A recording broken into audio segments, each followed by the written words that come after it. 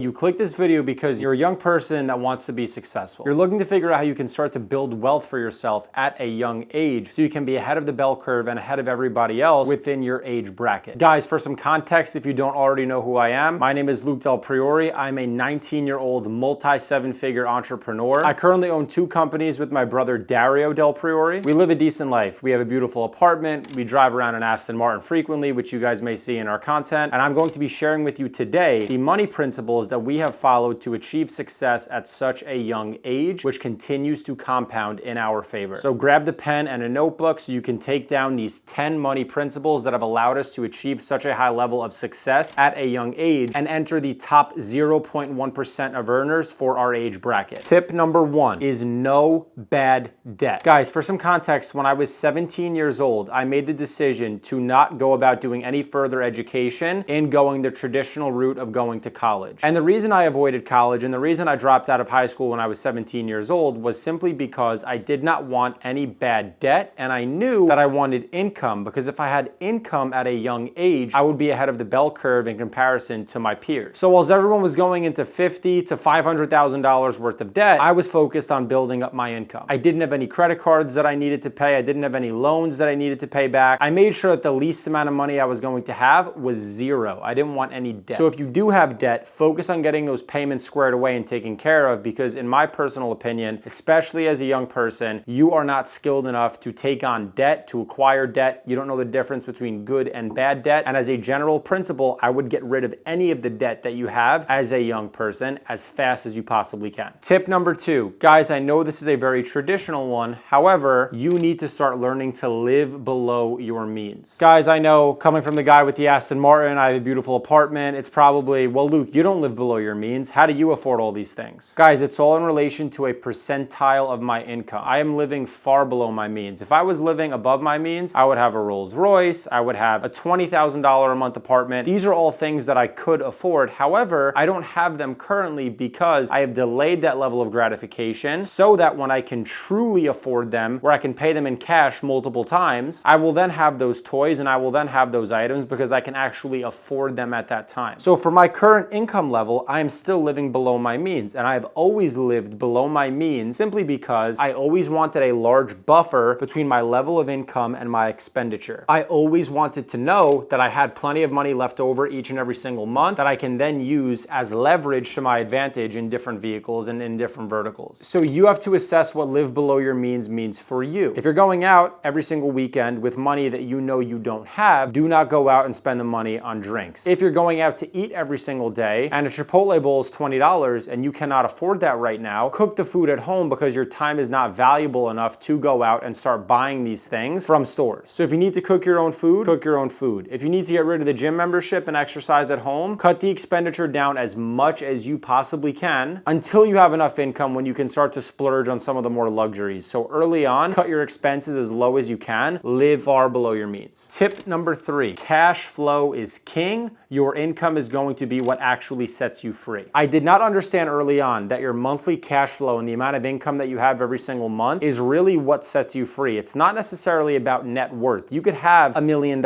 in a checking account, but that doesn't actually do much for you. You begin to realize that even with a certain chunk of change in a bank account, as cash, you're not going to have much leverage. With consistent monthly cash flow and income, you're going to have tons of opportunity to go out and deploy that money into different things. So what I would suggest is this: learn a high income skill so that you can use that to up your income so that you can continue reinvesting back into yourself and upping your earned income. Because right now, if the maximum amount of money that you can make is about $3,000 to $4,000 a month, that needs to be addressed first before anything else in this video other than the debt, because your income is the most important thing. So I cannot stress this to you enough. So what I would suggest to anyone that's watching this video is go get a sales-based job. And the reason I would suggest a sales-based job is because A, the barrier to entry is low. So you probably don't need a college degree to get a sales job. Number 2, you're going to start earning based on real profit that you drive into a company, and you're going to start learning real business principles through the sales job. And number 3, you're going to build a ton of grit. Guys, sales is not easy. It's hard. You're going to get told no. You're going to get the phone slammed on you, the door shut in your face. These are good things as a young person that are going to build your character, and I would suggest that every young person goes through this early on, younger in life, at the age bracket that we're in, so that you can start to build some willpower and some determination, because your income is going to precede that. So tip number 3 is get your monthly income up as high as you possibly can so that you're making $10,000, $12,000, $15,000 a month inside of a good vehicle to generate more income. Tip number 4, build your credit. Guys, credit is a tool. Funny story, that Aston Martin that we have outside, we're in the office right now, the Aston Martin that we actually drive had to be co-signed by a parent because even though I had plenty of money to acquire the vehicle, I needed a co-signer on the car because my credit was not good enough to get the car. Now my business credit was good, but my personal credit not as good. Not because I was late on payments, not because I was dumb financially, just simply because I didn't have that level of experience being so young. So I wish when I was 15, 16, when I had expenditure, I put all those payments on a credit card and I religiously paid it because my score would have been higher and I wouldn't have had to go through that stupid situation. Credit is a tool that will allow you to show banks and different institutions that you're financially responsible. And as you grow and get more mature, you're going to want to have a good credit score, 800 and above. You're not going to want to be the guy running around with bad credit, looking for co-signers, trying to figure out how to get your credit up. Long term, it's going to fuck you. Get your credit in order. Number 5, build your network. Guys, I know this is corny. You have a million people that say networking is king, networking is key, networking is everything, networking is so important. And then they don't give you any tactical ways to network. So let me give you a way to network that you can start implementing immediately. Here's what you're going to do. The next time you see someone hop out of a supercar, a Ferrari, an Aston Martin, a Lamborghini, whatever the case may be, go up to them, shake their hand and say, hey, how are you doing, sir? I just wanted to let you know I really love the car. If you don't mind me asking, what is it that you do for a living? This is a beautiful car. Then, because they're flattered, they're going to say, oh, thank you so much. I actually do X, Y, and Z. What you're going to follow that up with is, oh, that's awesome. I'm actually not super familiar with that field. If you were a young person like myself, would you advise getting into that field? And then you're going to get some of their honest feedback. Now, if the response is positive, which the majority of the time it's going to be, you can say, that's amazing. Well, listen, my name is Luke, or my name is Chris, whatever your name is. It would mean the world if I could have your Instagram or your phone number or an email, whatever you feel comfortable giving me. So if there is an opportunity to work with you or for your business or whatever the case may be, I'm a young guy, so I can't provide capital, but what I can provide is an amazing work ethic. And I don't even want any of your money. I just want the opportunity to maybe shadow you or work for you in exchange for just commission on what I could bring in to show you that I'm dedicated and that I'm willing to learn more about what it is that you do. Guys, that's a very hard pitch to say no to. If someone walked up to me with that, that's a very hard thing to say no to. You're going to get my Instagram, you're going to get my phone number, and most importantly, you're going to get my respect. Because I can respect a hustler, hustlers respect hustle, and at the end of the day, you're going to gain that person's respect. So the next time you see someone with a supercar, go walk up and go try to learn something from that person and get their contact information. That's how I actually met the first person that I invested money with. I saw they had a McLaren, walked right up, we're still friends to this day. A second tactic that you can leverage is this. The next time you're in a business or that you're in an establishment, I don't care if it's a successful bakery, ask the person up front, hey, do you know if the owner's in? If the answer is yes, just say, I want to have a word with them quickly about, and then mention the food item or whatever the case is. So for example, if I'm in a pizzeria, right, I might ask the guy up front, hey, do you know if the owner's in? To which they might say, yeah, he is. Why? How can I help you? Yeah, I wanted to have a quick word with him. It's about the shop. It's going to be hard to say no to that as the employee. So they'll usually go back, get the owner, and the owner would come out. If the owner comes out, you're going to say, listen, man, I didn't want to be a pain in the ass. I'm sorry for bothering you. I know you're busy. So acknowledge that their time is valuable. And then just simply say, I really love the shop, or I really love what you have going on. I just wanted to say, I really think it's excellent. And I wanted to know if you had any job opportunities pop up or if you guys are hiring at the moment. So you're going to take the angle of looking for a job. And at the end of the day, business owners love people that are willing to work and work hard because at the end of the day, they can put more money in their pocket. Now, even if you're not looking to that person for a job in the future, you're building your local network of business owners that are successful that you know that you can reach out to for whatever the reason may be at some point in the future. Build your network. You're never going to regret building that. There is a net worth associated with your network that you can't even measure. Tip number 6, remove all drugs and alcohol. Guys, there is a price to pay if you actually want to be successful and if you want to live a larger life, you have to know what it actually comes with. And guess what? I have not had a sip of a drink in over 3 years. I've never smoked weed in my life, and I stopped vaping a couple of years ago when I decided that I was all in on my company. Because I know that if I want to drive an Aston Martin, am I an Aston Martin? Am I someone that's valuable, that treats my body well, that takes care of myself, that business owners that are gonna purchase things from me would actually take seriously? Me sucking on a fucking vape, drinking alcohol, getting lit on the weekends is not the person that I want to do business with. So if that's not the person I want to do business with, I needed to fix me. So that meant removing all drugs and alcohol, and exercising every single day became not optional, mandatory in my day-to-day life. So keep yourself healthy, remove all those distractions that are going to put you around the wrong people and fuck up your network and your level of focus. Remove the drugs and alcohol. Tip number 7, back to network. Get one friend that's on the same mission. Guys, I don't care what you're doing. If you're going after sales hard, if you're trying to build a marketing company, if you're trying to start up a car dealership, I don't care if you're trying to become the best shoelace maker, I don't care what you're doing. Get a friend, not necessarily that's trying to do the same thing, but that is on the same mission. Someone with aligned beliefs, someone with work ethic, someone that has a big vision, a big purpose, a lot of passion. Get around these types of people because they are only going to force you to do better. And the better you do, the better you do. And the quality of your network is going to affect how good you do. For me, it's my brother. I can rely on him for anything. Anything in this world, I can rely on my brother for. He's my business partner. He's my best friend. I live with him. I work with him. We do everything together. And I know if everything falls to shit, and I know that if things go bad, I always have someone that I can rely on, that I can rebuild with. Guys, trying to build a company is hard. If you're trying to do this by yourself, you are screwing yourself. Go get your network. Go get people that you can trust, that you know, that you like, that you can get around you, and build something great. Tip number 8, as your income grows, as you get a better network, every single month, hopefully if you did everything right, you should have some extra cash. Now, after obviously you've already invested all the money back into yourself that you possibly could, because that's where you're going to get the highest return on investment, with the extra disposable income, what I want you to start doing is investing into assets that earn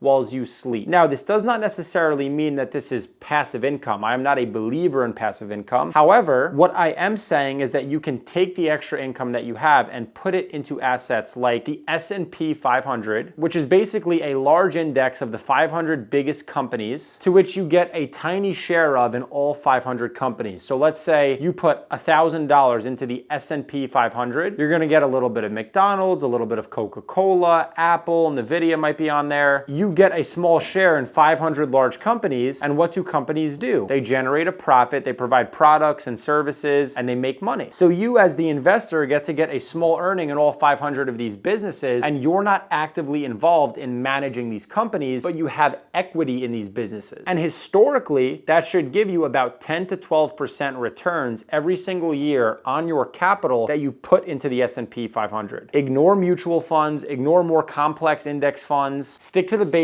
and mind you, you're not getting this from me. You're getting this from the greatest investor of all time, Warren Buffett, who says that if you're not a super in-depth technical analysis investor that knows exactly when to buy, exactly when to sell, you should buy the S&P 500 and let it grow. And that's something that I personally do. Now, I also take on some more risk. I hold Bitcoin, I hold Ethereum, I hold Solana, I hold other cryptocurrencies as well as private companies. However, this is all up to your own risk tolerance. Something safe that I can suggest to all beginners is download an app like Webull or Robinhood, set up a simple self-directed investment account through one of those brokerages, and start putting a tiny fraction of your income that you have extra into the S&P 500 every single week. And we call that dollar cost averaging. So every single week, you're going to put a fixed portion of your income into the S&P 500, into this asset, so that you know whether it's up, whether it's down, whether it's stagnant, you're getting shares in these companies every single week that are going to continue growing your income. Tip number 9, create content. In the year 2024, which is the year that maybe you might be watching this video, that's definitely the year this video was created, but maybe you might be watching it in 2027. Content is king. We live in an attention-based economy, and the most valuable asset you can own is not real estate, it's not a stock, it's not a privately held company, it's attention. You can monetize attention if you know how to do it correctly. So no matter what you're doing, create content about it. Like I said, if you're gonna start the shoelace business, put that business business on social media. If you want to become a creator, obviously you need to create content, tons of it. Get people to know you, get people to like you, get people to trust you, get them to see your face. And then eventually you can have some form of an ask where you can sell them something that's going to make their life better in some way. So do not be strictly a consumer no matter what you're doing. Set the time aside to create the content. You might not see a return on it right now. You might not see it in a month. Shit, you might not see it for 2 years, but I promise you, eventually there will be a return on investment from this content that you produce. And tip number 10, avoid things like Roth IRAs, pensions, and 401ks. Guys, I know this is going to get me a lot of heat from the financial gurus on TikTok and on YouTube. I know that I'm going to get slammed for this, but I don't play the game to play it safely. I play it to win. I self-direct all my investments, and I'm not worried about 59.5 because I know that if I play my cards right now, I'm going to have more money than I know what to do with at 59.5 years old. So I'm not going to tie that income up that I'm going to be penalized on for withdrawing just for the sake of it being tax-free. I'm not personally interested in that. And if you really are about growing your income, do not worry about the Roths and the pensions and the 401ks. These things are set up for people that are A-okay with being average, that just want the extra $1 million when they retire, so they have enough money so that by the day that they die, they're not going bankrupt. If that's not you, self-direct your investments, take your risks, and do it young when you can afford to do it, because the older you get, the less risk you're gonna wanna take on, because you're gonna have less energy, you're gonna have less time, and you're gonna have less dedication. When you're young, like we are right now, you're gonna wanna be all in on these things. So I would say use your income as a tool. Do not tie it up in things like pensions and 401s and Roths. Invest it back into yourself, invest it into other businesses, invest it into really growing your income, which is the one thing that's going to set you free. I mean, hell, why would you be worried about $1 million